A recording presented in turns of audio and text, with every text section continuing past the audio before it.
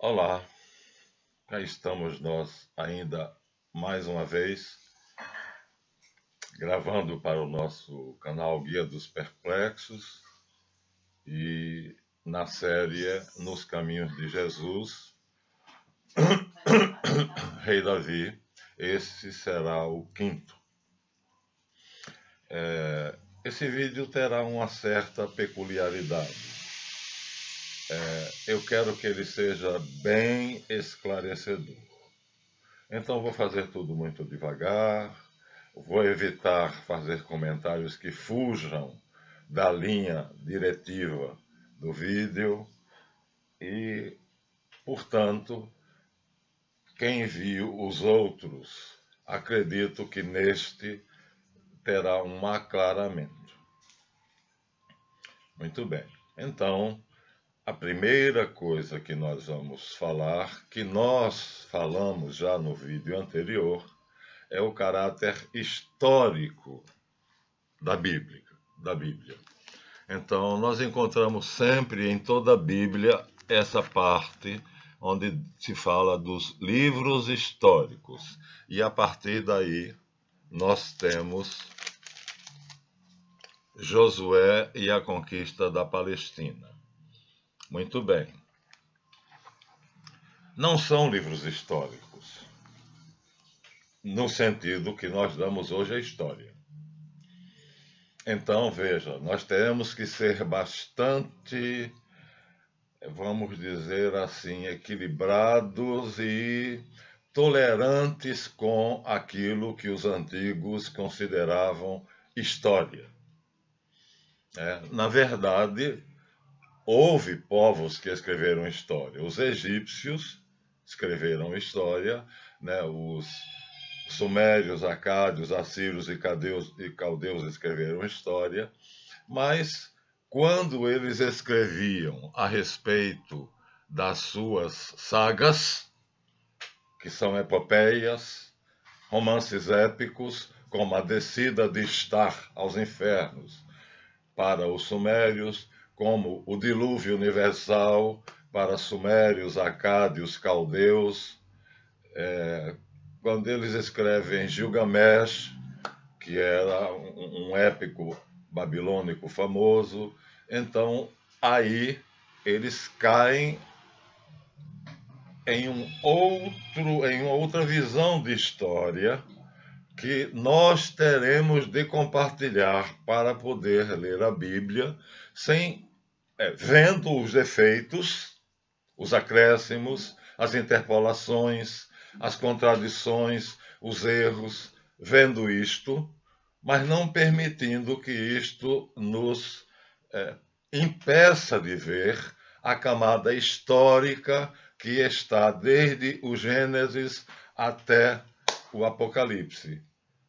Logo, a Bíblia tem uma camada histórica que a pessoa que tiver o devido conhecimento, quer da Bíblia, quer da história geral, poderá degustar. E, como eu disse, a síntese dessa história é a criação do mundo por Javé ou por Elohim. Os dois, quer dizer, cada um cria o seu mundo. Elohim cria um, Javé cria outro. O de Elohim não nos foi mostrado ainda, e será o mundo que há de vir, que Jesus Cristo chama o reino de Deus. São João, o apóstolo de Patmos, último a morrer, chama de a Jerusalém Celeste, e nós hoje chamamos o céu.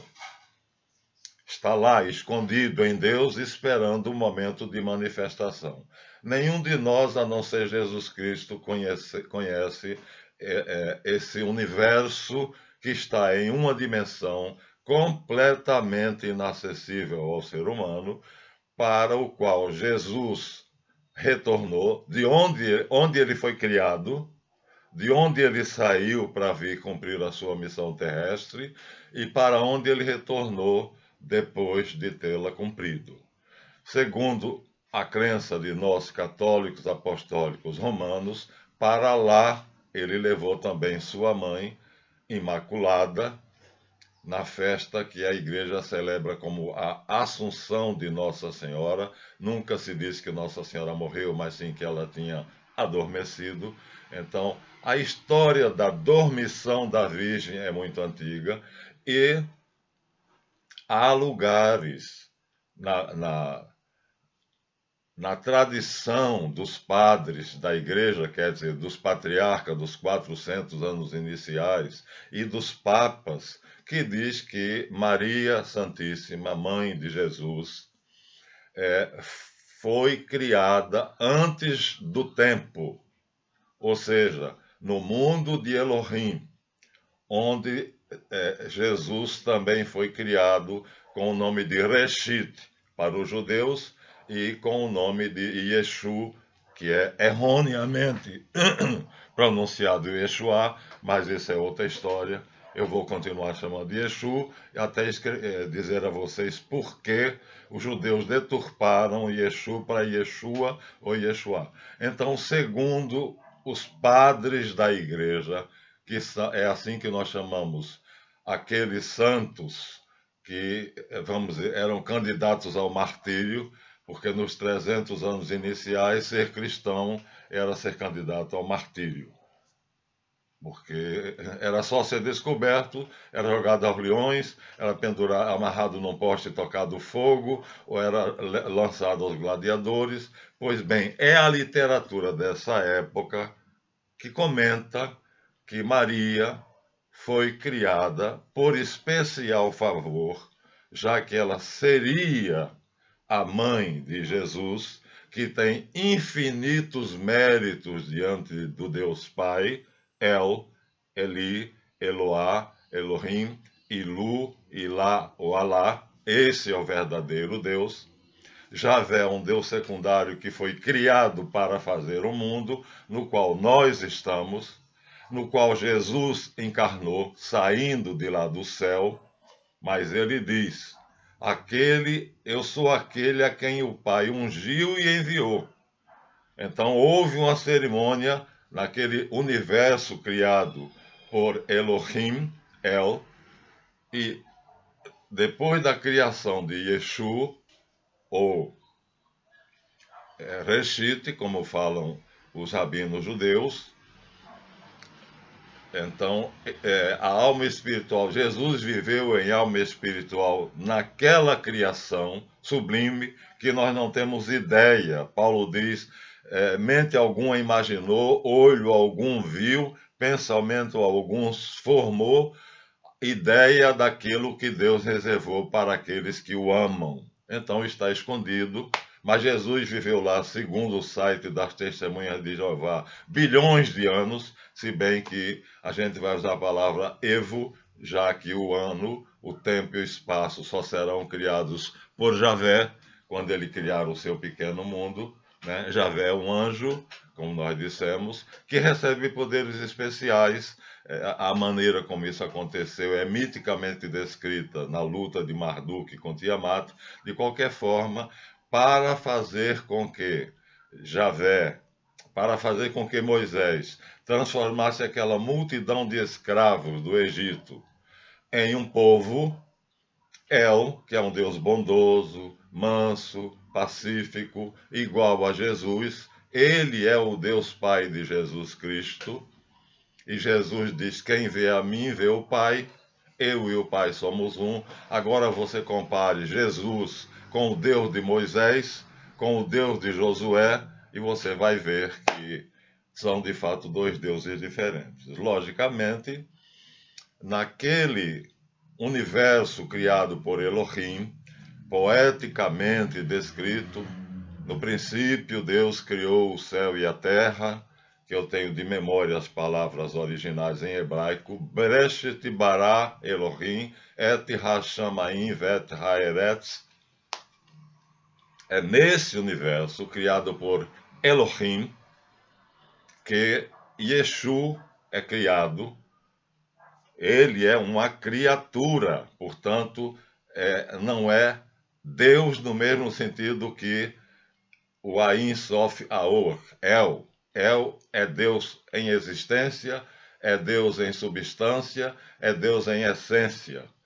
Reshit, que é criatura de El, é uma mente criada por El, para dentro desta mente criar tudo, pois, diz Paulo, nele nós vivemos e existimos, tudo é nele, por ele e para ele, e ele é antes de tudo. Ele é o princípio, o primogênito dentre os mortos.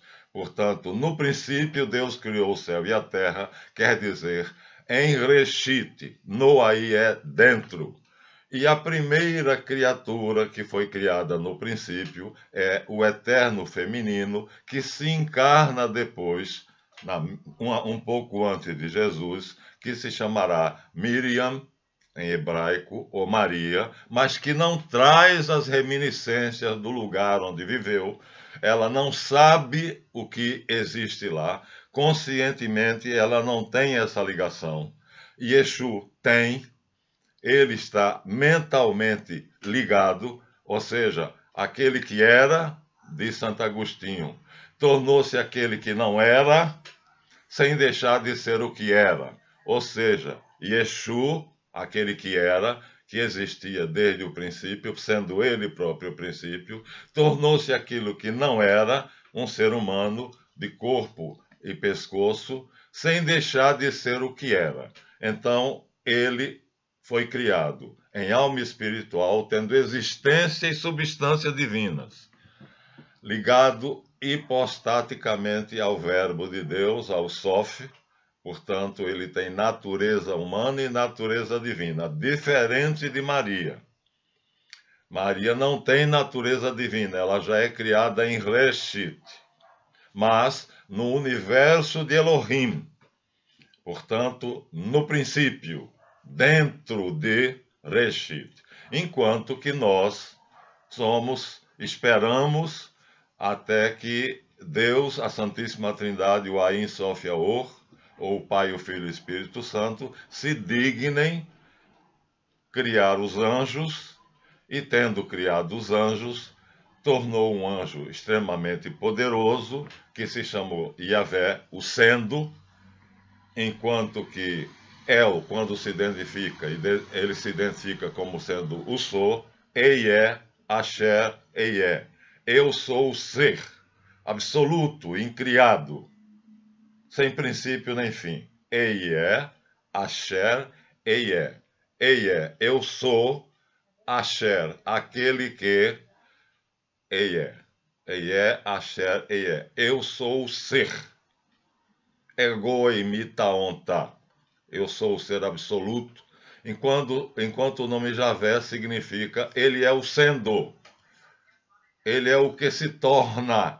Javé é um processo, portanto, é uma criatura em processo que Deus, Pai, El, Eli, Ilu, depois de ter criado Yeshu, Reshit, decidiu criar esse anjo poderoso, né? E dentro desse anjo poderoso, permitiu que ele criasse o universo no qual nós estamos vivendo, que se você comparar Gênesis 1 com Gênesis 2, você vai ver como são diferentes os universos, e você vai ver que na criação do homem, em Gênesis 1, Deus os criou em igualdade, dignidade e direitos, e disse, crescei, frutificai e povoai a terra, e reinai sobre todas as criaturas.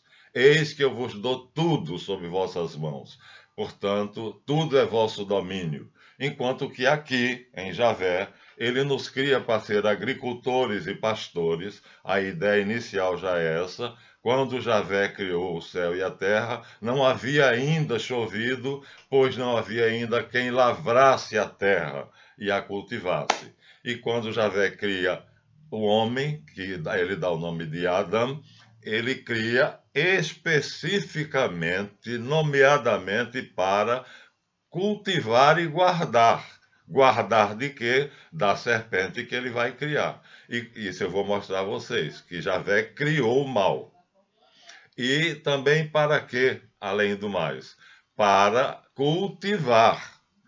Então ele é um lavrador, ele é um criador de rebanhos. Olha que diferença do homem criado por Javé, do barro, e do homem e da mulher criados por Reshit, com Reshit, para Reshit, ou seja, com Cristo, por Cristo e em Cristo. É necessário, portanto, essa preliminar para poder compreender que o que está acontecendo é, neste mundo, no mundo de Javé, o sendo, tudo aqui é devir. Como disse Heráclito, só existe Pantarrei, tudo muda. E Gregório de Matos Guerra, poeta português radicado no Brasil, disse: só existe constância na mudança. Olha aqui, que maravilha de paradoxo. Só existe constância na mudança. Só uma coisa existe constantemente: a mudança, o devir. E isso é Javé. Então, Javé cria dentro de o que nós podemos imaginar como um ovo cósmico, a clara, que é ele próprio, e a gema, que é o ser de Elohim e de Reshit, que ele vai modelar de acordo com o que ele vê na mente de El e de Reshit. Ou seja, ele tem acesso, devido ao seu poder de comunicação com o Pai, Abba, Elohim, Reshit, devido à comunicação que Yahvé tem com esse mundo superior, ele vai usá-lo como modelo para criar o de cá. E segundo Gênesis 3, ele cria um mundo muito bonitinho, muito perfeitinho, mas cria o homem e a mulher que somos nós. E nós esculhambamos tudo. Por quê? Porque Javé criou a serpente. Javé criou o mal. Veja, ele cria o homem não peca. No jardim do Éden. Ele cria a mulher e a mulher não peca. E ele cria a serpente, que é o mais astuto dos animais do Éden. Ora, contra essa astúcia, o homem e a mulher criados por ele não podem nada. Contudo, eu desafio você que está me ouvindo a abrir a sua Bíblia e encontrar em Isaías 45, 7, Isaías 45, 7, abra sua Bíblia, pega a passagem do profeta Isaías, veja o capítulo 45, veja o versículo 7, e nenhum padre sabia disso. Eu estava numa reunião quando o padre João Luiz estava dizendo que Deus não é o autor do mal. Aí eu li para ele Isaías 45, 7. Está aqui na minha Bíblia pastoral. Está em todas as outras Bíblias. Na Bíblia mais bela do mundo. Na Bíblia de Jerusalém. Deixa eu ver aqui, Isaías 45, 7. Vou comparar, viu? Eu disse que tem 19 Bíblias, mas elas não são simplesmente para ocupar poeira, pegar poeira na minha estante, não. Eu as uso para pesquisa. Isaías 45, 7, está aqui também. E vou pegar na minha Bíblia, que foi de guerra, também Isaías 45, 7.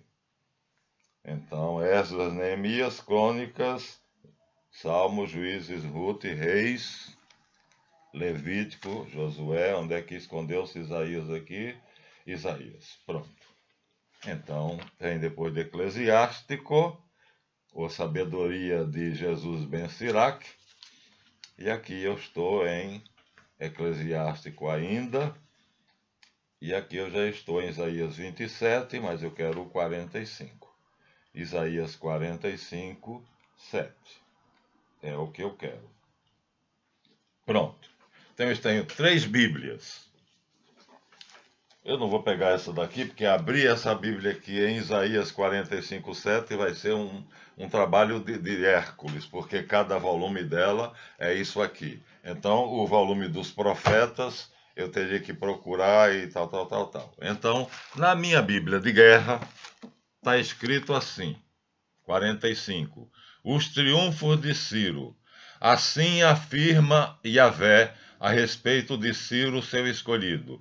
Eu o tomei pela mão, para bater diante dele as nações e desatar o cinturão dos reis, desnudá-los, para abrir diante dele todas as portas, e nenhuma entrada ficará fechada. Eu marcharei diante de ti, nivelarei as montanhas, despedaçarei as portas de bronze e cortarei férreas trancas. Dar-te-ei os tesouros secretos e as riquezas escondidas, para que saibas. Essa profecia foi mostrada a Ciro, né, no ano 700.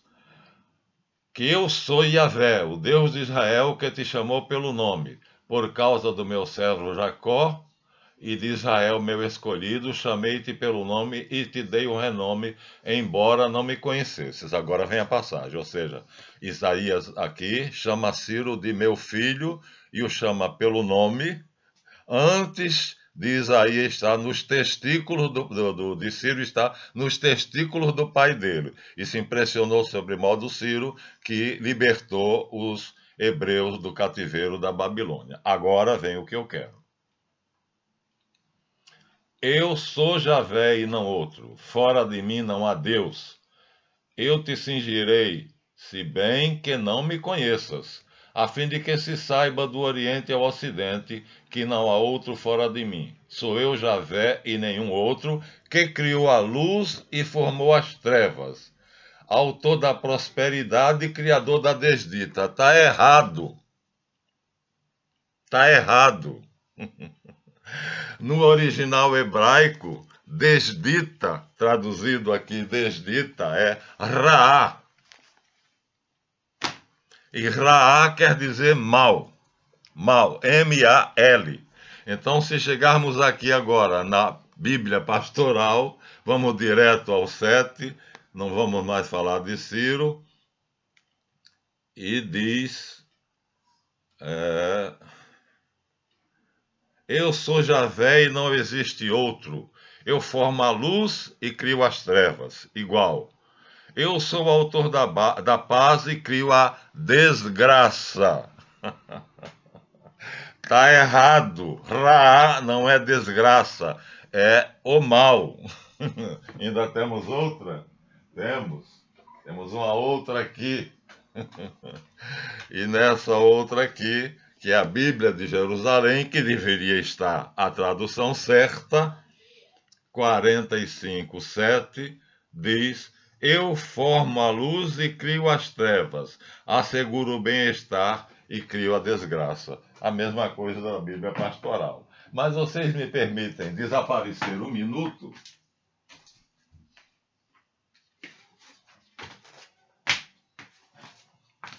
Só um pouquinho. E pegar aqui a Bíblia Sagrada de Almeida, traduzido no português por João Ferreira de Almeida, é protestante.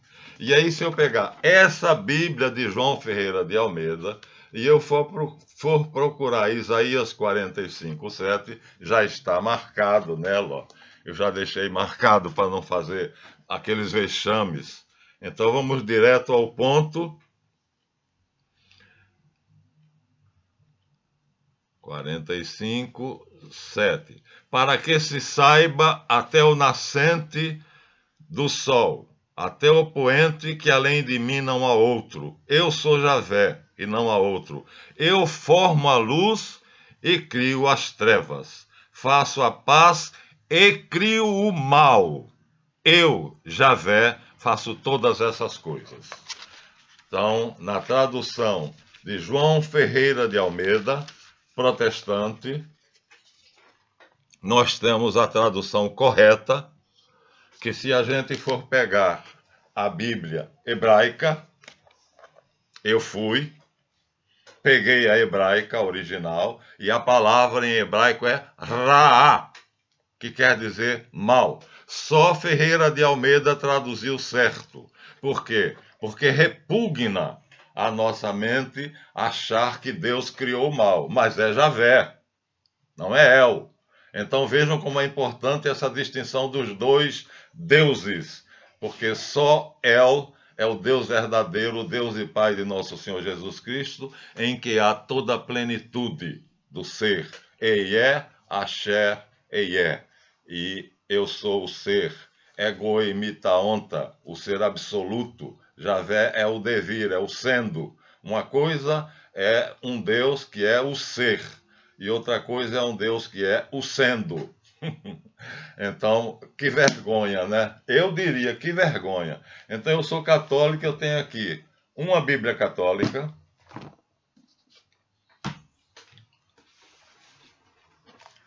outra Bíblia católica,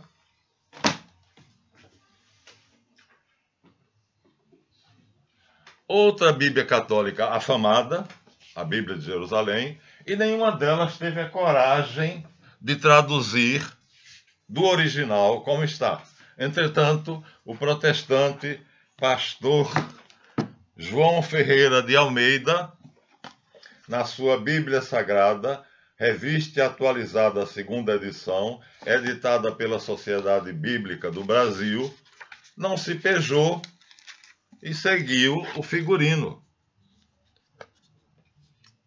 Se tiver mais tempo, eu mostraria a vocês o original em hebraico, que mostraria a palavra Ra'a. Está em hebraico Resh, Ain e Het. Então, aqui ele traduziu correto. Aí eu respeito esse autor. Aqui ele tem todo o meu respeito. É protestante, eu sou católico, mas ele teve a coragem de enfrentar a verdade. Javé criou o mal. Então, todo o mal que nós passamos aqui neste universo criado por ele, foi criado por ele. A serpente do Gênesis, que é o dragão infernal, o diabo, a serpente antiga, como diz São João no Apocalipse, foi criado por Javé. Está aqui em Isaías 45, 7. E não é na tradução de Almeida que eu estou como é que eu posso dizer? Me assegurando, não. É na hebraica, é na original, que eu tenho duas. Tá? Então, para vocês verem o que é que fica da história quando nós enfrentamos esses problemas. Difícil, mas nós temos que enfrentar. Então, quando eu disse na reunião do padre João Luiz, que ele leu lá a carta de Judas ou a carta de Tiago, que diz, porque Deus não é autor do mal, eu falei, é. Ele ficou surpreso. Aí um doutor fulano de tal que estava do lado dele disse assim, esse moço está falando bobagem, ele não é do nosso grupo, eu estava lá naquele dia, convite do padre, ele me levou de carro para a igreja, para assistir à palestra dele, e tinha doutores, e engenheiros, e dentistas, e esse psicólogo que se achava o tal. Eu disse, está errado, padre. Está errado? Eu falei, está. Por que está errado? Eu falei, porque na Bíblia hebraica está, eu crio. 45, 7. Eu sou Javé, eu formo a luz e crio, onde tem crio é Bará, onde tem formo é Yaash. E aí ele, sabendo disso, me perguntou, mas é crio ou faço? Falei, padre, é como eu estou dizendo, eu formo a luz, Yaash, Aor, e crio as trevas, Bará, Lailá. Crio, Bará. Sou o autor da paz, eu faço a paz, Yash. E crio a desgraça. E Bará, Raá. Eu crio o mal. Ele disse, tem certeza que é Bará? Eu falei, tenho. Tenho porque eu estava tirando isso a limpo. Então, quando São Judas diz, Deus não é autor do mal, aí eu disse, São Tomás de Aquino tem uma resposta, vocês querem saber? Aí ele falou, por favor, diga. E eu, por acaso, estava com um dos livros de São Tomás de Aquino, Cada Um Mundo. Está ali aquela coleção amarela, de parece que 10 volumes. Eu peguei, abri e aí li a solução que São Tomás de Aquino dá, que na verdade não é solução. Quer dizer, Então vocês vejam que o biblicista, o investigador, o estudioso, ele tem um trabalho danado. Por isso eu acho que mereço participar do programa de monetização do YouTube. Mas para isso eu terei que ter 1000 visualizações mensais e 420 inscritos. Então não sei se eu chegarei lá, mas eu faço isso com muito gosto. Então, só para vocês terem uma ideia. Há uma verdade na Bíblia. O problema é que, primeiro problema, os tradutores temem expor essa verdade.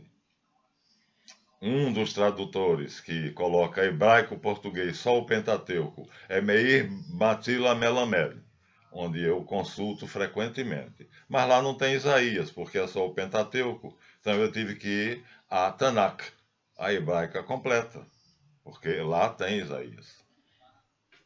Primeiro problema, então, são as traduções. Cuidado com as traduções, viu? Muito cuidado com as traduções. Tradutor é traditor. Então, a gente tem que ter esse cuidado. E aí, o que é que eu faço? O trabalho meu é preparar esse vídeo, separando essas dificuldades, tirando, excluindo do fio da história, porque eu sei história universal bem, eu gosto muito de história desde que eu tenho 11 anos de idade, portanto eu gosto muito de história universal, e comparando a história universal e as ciências que eu tenho algum conhecimento, eu não sou um Olavo de Carvalho que entende de tudo e mais alguma coisa. O Pico de la Mirandola que pagava passagem de ida e volta de qualquer homem que soubesse discutir com ele de res scibilis et non scibilis, as coisas que se conhecem e as que não se conhecem. Não consta que ninguém aceitou o desafio dele. De res scibilis et non scibilis, as coisas conhecidas e as desconhecidas. Pico de la Mirandola, um cabalista extraordinário da Renascença. Bom, riquíssimo, riquíssimo. E que fez muito pela cabala. Então vocês vejam que nesse vídeo eu estou tentando mostrar a vocês como é trabalhoso, como é necessário isenção, cuidado, cultura geral, basear-se naqueles eruditos que são realmente dignos de respeito. E por isso eu vou abrir aqui David Rosenberg e Harold Bloom, e ele vai dizer aqui em Moisés, no capítulo onde ele fala sobre Moisés, eu já li um pouquinho, das 3 fontes principais do que hoje é o Êxodo, o javista ocupa uma posição mediana no que concerne a grandiosidade e a importância do líder e profeta Moisés. Priest, o sacerdote, tem reservas com relação a Moisés, eloísta, o exalta, ao passo que o javista manipula o condutor do povo com a ironia afetuosa que é característica. Quando o javista planejou reunir toda a tradição que lhe estava disponível, os papéis, os rolos, papiros, pergaminhos, tudo em rolos amarrados, toda a sua tradição, desde a criação até a morte de Moisés, não tinha o centro de sua visão o próprio Moisés, nem mesmo Abraão, muito menos Jacó ou José. Com certeza, nem Yahvé, mas sim Davi. Como várias vezes sublinhei, seu padrão de medida é davídico, embora quase por definição ela tome Davi como o tema que lhe é proibido. Quer dizer, volta e meia ela dá um colorido que só a Davi é permitido. É como se a ausência de Davi em seu texto fosse um vazio que sua presença não pudesse preencher. Tal foi o desvio da realidade histórica entre a época do heróico avô e de seu nada heróico neto Roboão. Davi pertence à história, mas o javista não escreve história. Seu Moisés não é mais histórico do que seu Abraão, Jacó, nem José. Isso não significa necessariamente que J não acreditasse na existência de um Moisés histórico ou da realidade do cativeiro egípcio, é aquele fio da história que eu disse a vocês. Tá vendo? Vou reler. Isto não significa necessariamente que J duvidava da existência de um Moisés histórico ou da realidade do cativeiro egípcio e do êxodo mosaico. Em vez disso, significa que seu Moisés era um remoto personagem, tanto quanto os outros patriarcas, ao contrário de Davi, cuja aura manteve-se intacta até mesmo na época do declínio de Judá. O texto do Javista era para ela uma unidade. Nós o lemos como uma história primitiva, uma saga patriarcal, um romance que passa pelo José, pelo Êxodo e subsequente conquista de Canaã por Josué, mais ou menos histórico. Mas, para J, tudo era um único gênero, épico, portanto, passível de fantasias. E em outra parte do livro deles, desculpa, mas eu decidi fazer esse aclaramento.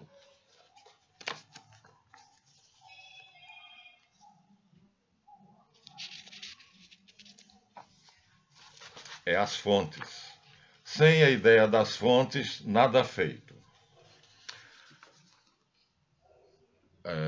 A Bíblia hebraica, que tem origem no livro de J, não deve ser confundida com a Bíblia cristã, que se funda sobre ela, mas equivale a uma revisão muito severa da Bíblia do judeu. Já é uma revisão, portanto.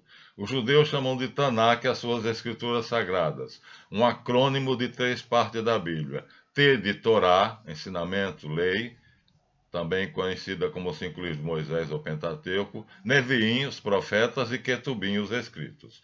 Os cristãos chamam a Bíblia hebraica de Velho Testamento ou Aliança, de forma a suplantá-la com o Novo Testamento, uma obra que permanece totalmente inaceitável aos judeus que não consideram sua aliança velha e, portanto, suplantável. Então, aqui já temos um problema. Por quê? Porque o Velho Testamento cristão, o Velho Testamento hebraico é a reunião de vários pergaminhos. E esses pergaminhos, ele vai dizer aqui, o livro de J é utilizado como um título para os que os estudiosos concordam ser a parte mais antiga do Pentateuco, os 5 livros de Moisés, composto provavelmente em Jerusalém, no reinado de Salomão, século X a.C., ou antes da era cristã, como tradicionalmente dizem os cristãos. J é a letra que representa a autora, que eu chamo de Javista, cujo nome vem de Javé, na grafia alemã Jeová, numa grafia incorreta, Deus dos judeus, cristãos e muçulmanos. As partes posteriores, do Gênesis, Êxodo e Números, são todas revisões ou censuras a J, e seus autores são conhecidos por o Eloísta. Olha, então, só o Pentateuco já é, como eles disseram lá, não é história, porque J, que é a escritora do Pentateuco, não acredita que aqueles personagens são históricos, porque fazem parte de uma lenda, de uma saga que entra no gênero sagrado, e todos eles são epopeias, e o épico supõe a ficção, o acréscimo, a narrativa bombástica, fenomenal, miraculosa. Então ele diz, além dela já ter essa crença, portanto, só Davi ela considera histórico, mas ela não escreve sobre Davi. Salomão já mandou, como eu disse, foram 2 autores. Ela, que ele considera que é uma mulher, que escreve do Gênesis até Moisés, e o seu colega que escreve 1 Samuel e os outros que ele vai nomear aqui. Então veja só. Tá.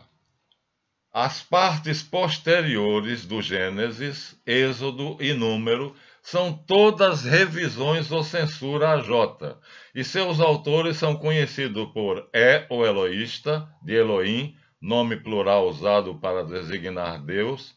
Nessa versão, J sempre usa Elohim como nome para seres divinos em geral, nunca como nome próprio de Deus. P, de priest, autor da escola sacerdotal, em inglês, que escreveu quase todo o Levítico. D, o autor ou autores do Deuteronômio. E R, de redator, que realizou a revisão final depois do retorno do exílio à Babilônia, já em Jerusalém. Veja quantos autores. Então, esses são os autores da Bíblia que nós estamos com ela em nossas mãos. E as revisões e as adições e tudo mais justificam tantas incoerências, tantas inserções, tantas contradições, porque ela própria já escreve uma saga, um épico, que é um estilo que permite o exagero. Se não for exagerado, não é um épico. Quem quiser, leia El Cid. Né? Então, Moisés é um épico, né? A história de Josué na conquista de Canaã é um épico escrito talvez por ele mesmo. Ele diz aqui que não vou afirmar categoricamente, né? E as traduções erradas, ainda tem essa, porque o nosso querido autor protestante Almeida encara o problema de peito e traduz Isaías 45 exatamente como está no original hebraico. Eu faço a paz e crio o mal, Ra. As outras não estão assim. Então, como está na sua? Dá uma olhada depois. Depois você veja Isaías 45, 7, e você vai ver se alguém teve a coragem de fazer o que Almeida teve, porque nas minhas Bíblias católicas nenhum deles teve. Nenhum teve essa coragem. Então, o que nós vamos ver, o que sobra, é que no livro de Josué...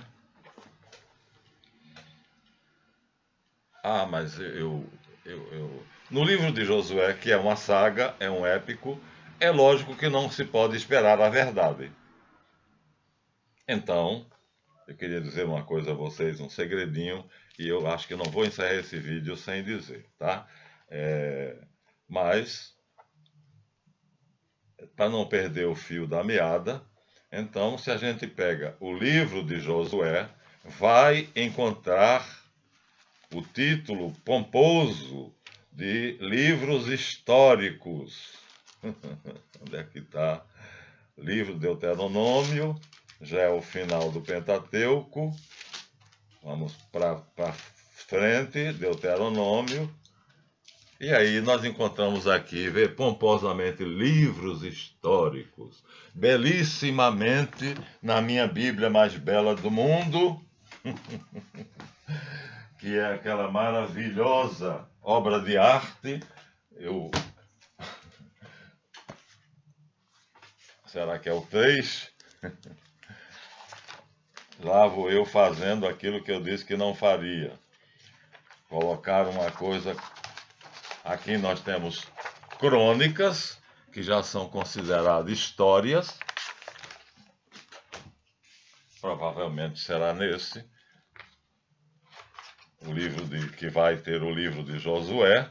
E aí eles devem colocar como sendo os livros históricos, com certeza. Então está aqui, a Bíblia mais bela do mundo, volume 2, livros históricos. Josué, Juízes, Ruth, Samuel 1, Samuel 2, Reis 1, Reis 2. Históricos, coisa nenhuma. São sagas. Sagas são épicos, são epopeias. E é próprio da epopeia o exagero. O autor da epopeia não está preocupado com a história, não. Peraí, é como o rei Arthur e a Távola Redonda. Existia um reizinho pequenininho, né, lá na Bretanha, que fez algumas coisas que se tornou notável e os romanos achavam ele um cara muito valente. E aí pegaram a história do imperador Carlos Magno e os 12 pares da França, que é na França, Charlemagne, Carlos Magno e seus 12 príncipes, e transpuseram para aquele rei da Bretanha, fazendo assim uma safadeza.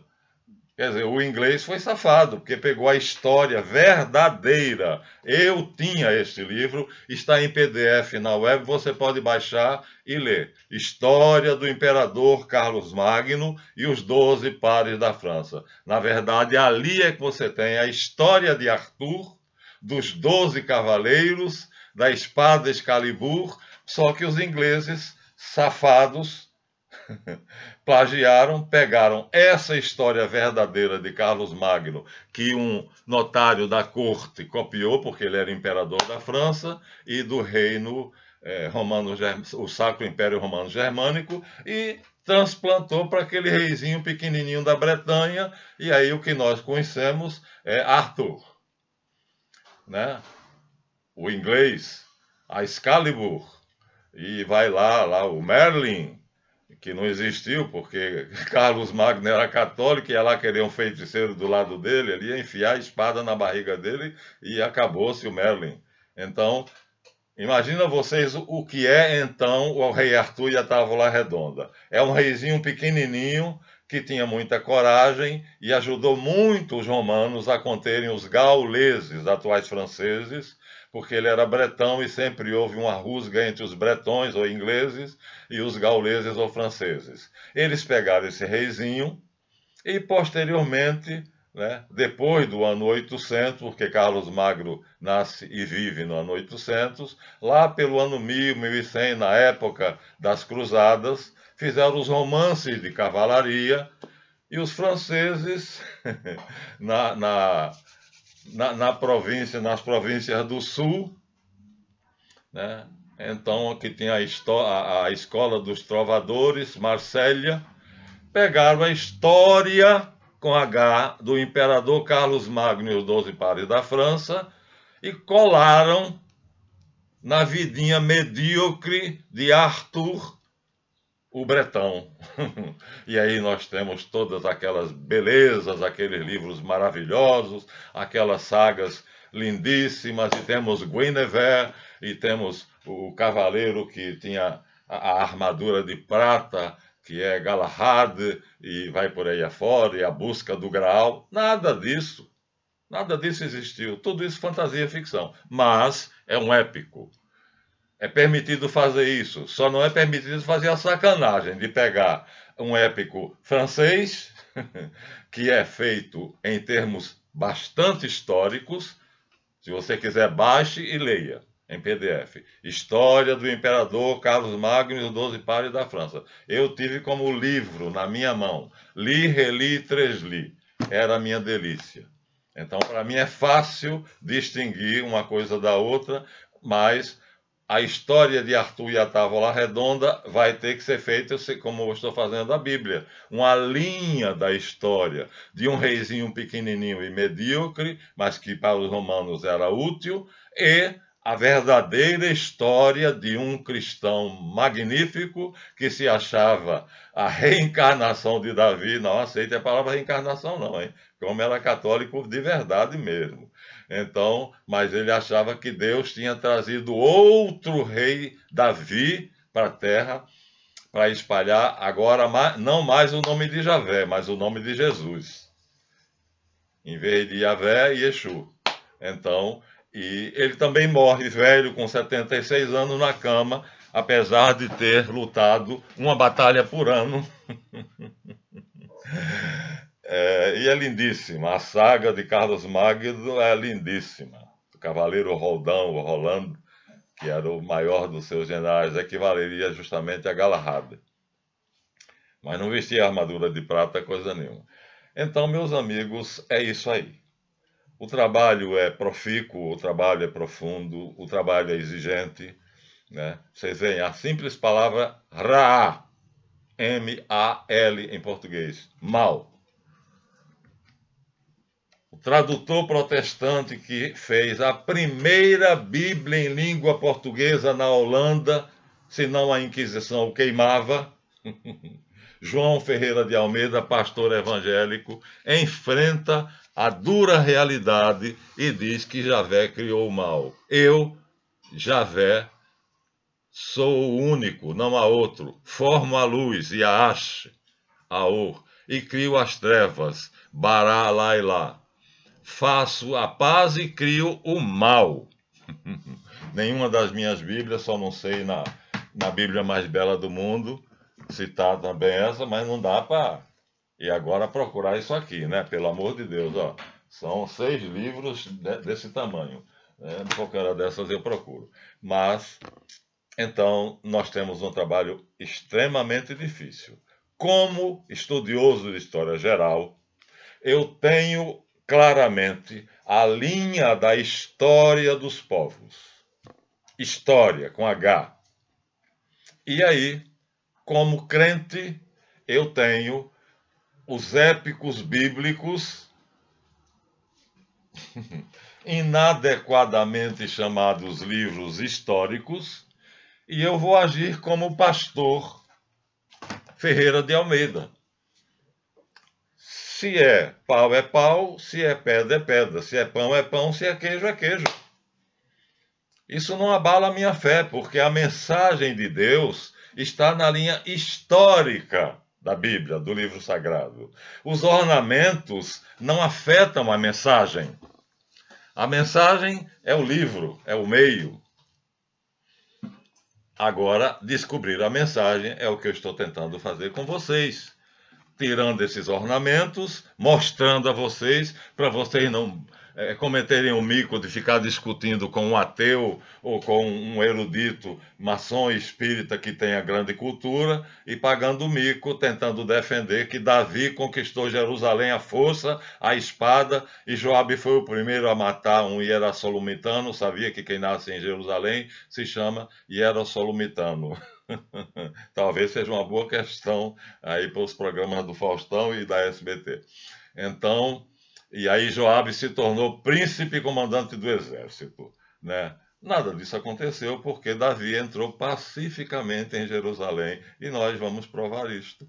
Vamos provar, sem menor sombra de dúvida, o que mostra que nós podemos tirar o filão dourado da história que está permeando toda a Bíblia, de dentro dessas escórias, de dentro desse lixo, dessa bagunça, até nos divertirmos com essa bagunça, quando lemos a vitória de Josué, a partilha da terra prometida. Que maravilha! Josué dividindo a terra prometida é uma coisa fantástica. Eu vou encerrar isso aqui com a saga de Josué, que eu não sei se foi ele mesmo que escreveu. Ali os David Rosenberg e Harold Bloom não colocam ele na história, mas nós temos aqui então o livro de Josué, onde ele é o herói, e aí ele vai fazer o quê? Ele vai fazer a conquista da terra.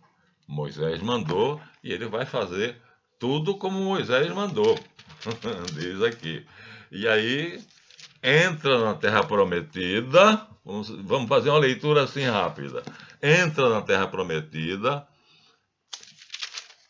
assume que vai ser um novo sistema de vida, celebra a primeira vitória, encontra São Miguel Arcanjo, que diz que é o príncipe dos exércitos celestes e que vai à frente dele para ele ganhar todas as batalhas. Aqui diz que é o encontro com Javé, mas é o Arcanjo Miguel. E traça uma estratégia de conquista, claro. Nenhum general faria uma obra dessa sem fazer uma estratégia de conquista. E aí vai começar a conquista.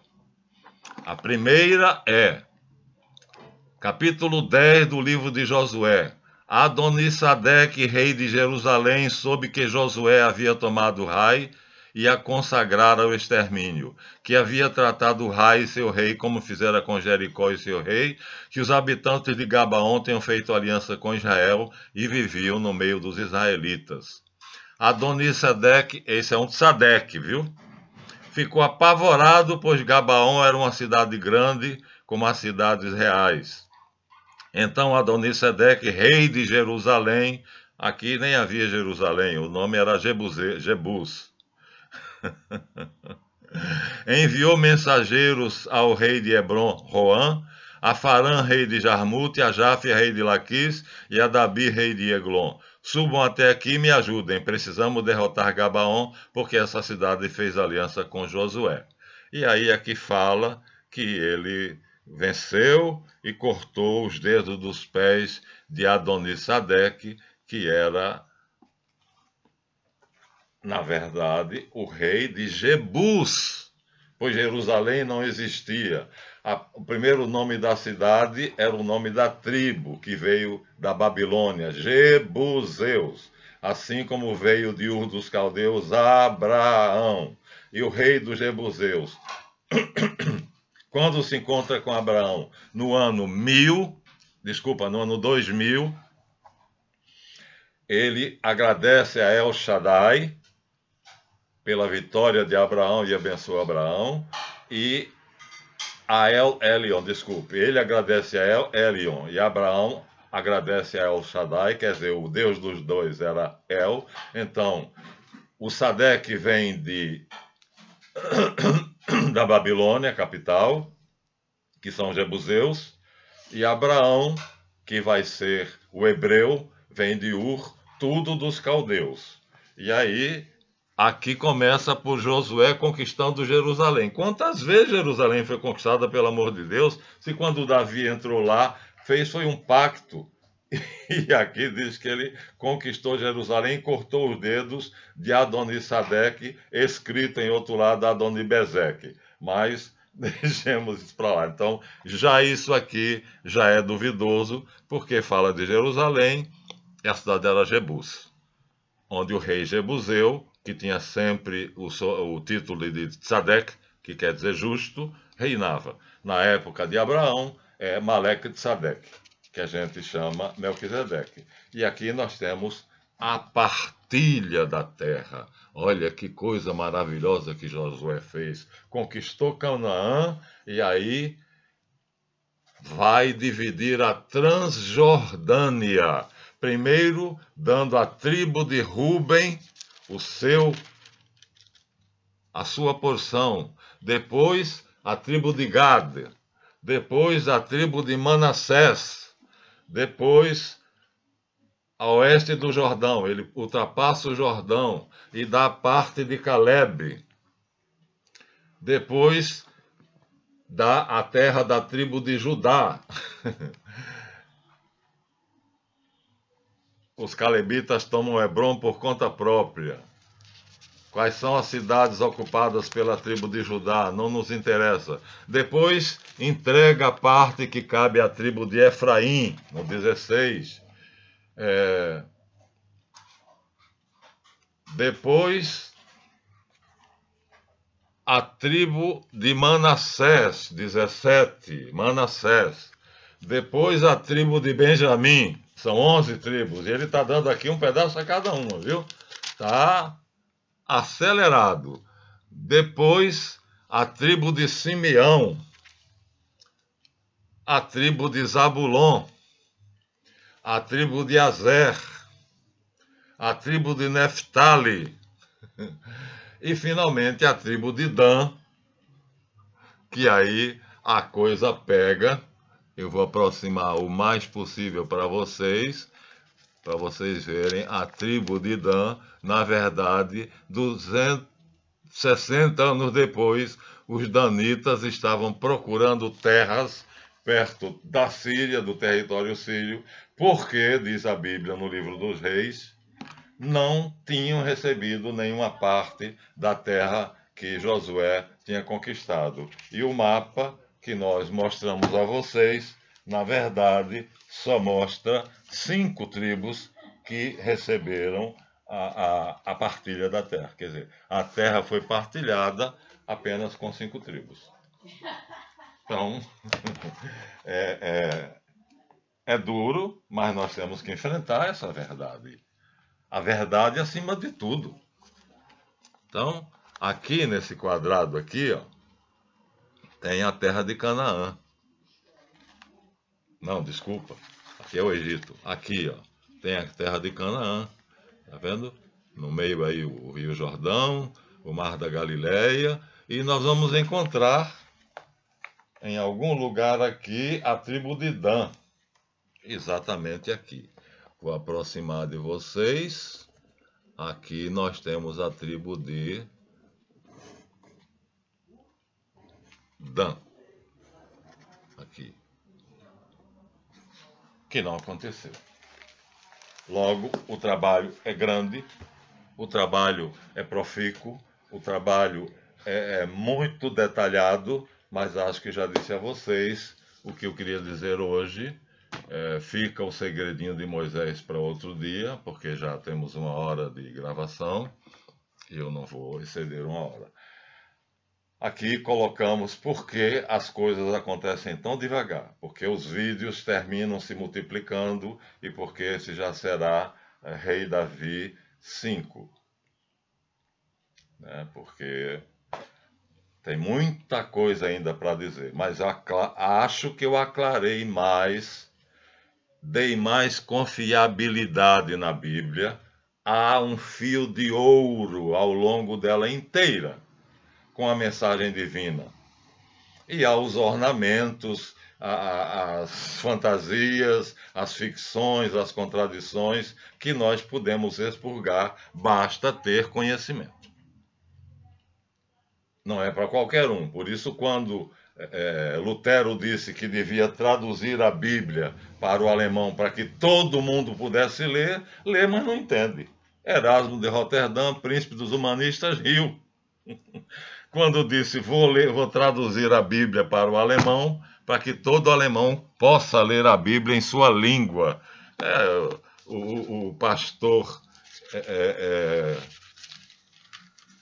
João Ferreira de Almeida fez o mesmo. Fugiu para a Holanda, saiu de Portugal, foi para a Holanda, e lá ele traduziu a primeira Bíblia em língua portuguesa.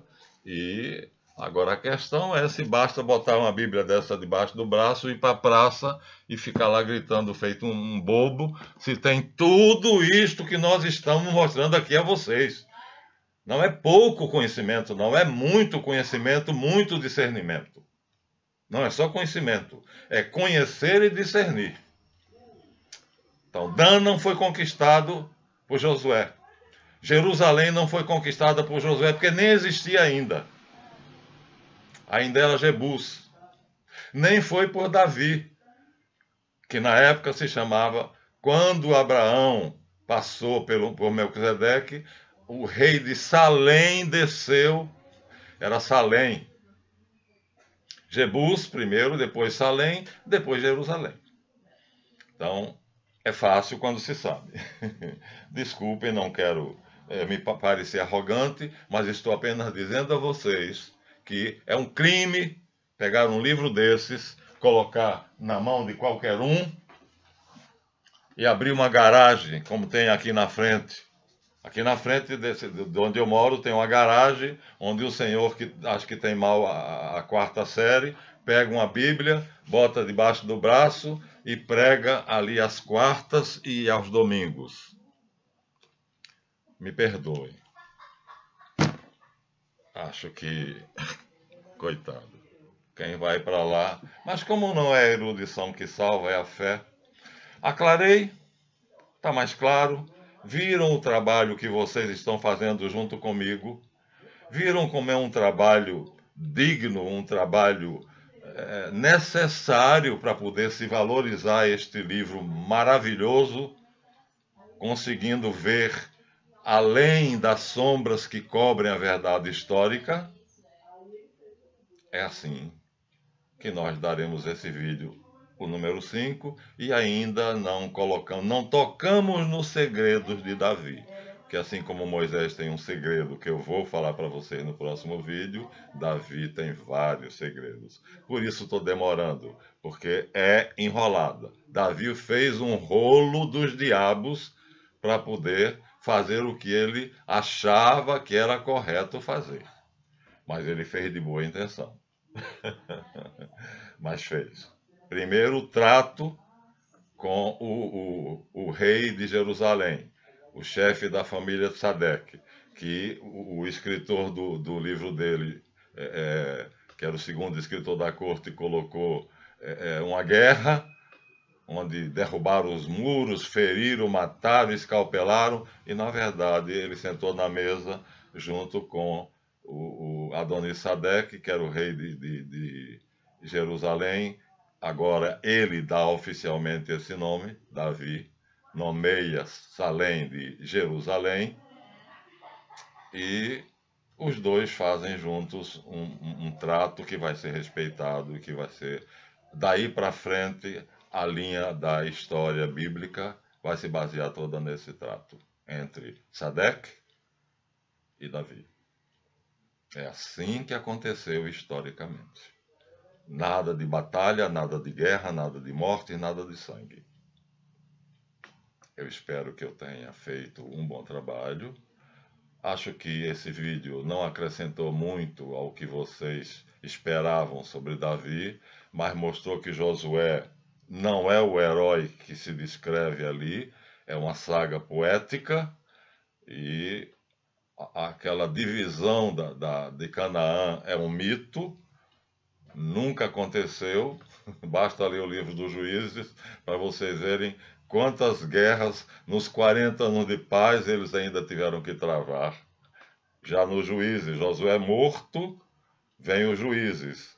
E aí, durante os 60 anos de paz na Terra Prometida, vejam lá nos Juízes, Otaniel, Débora, Sansão, e vai lá. Deem seu like, façam comentários se quiserem, me perdoem ter saído um pouco do tema para mostrar a nossa metodologia de trabalho, mas vocês têm que participar do método, de como. É o que, o para quê e o como, que eu estou dando a vocês. Estamos estudando juntos. Obrigado e até a próxima.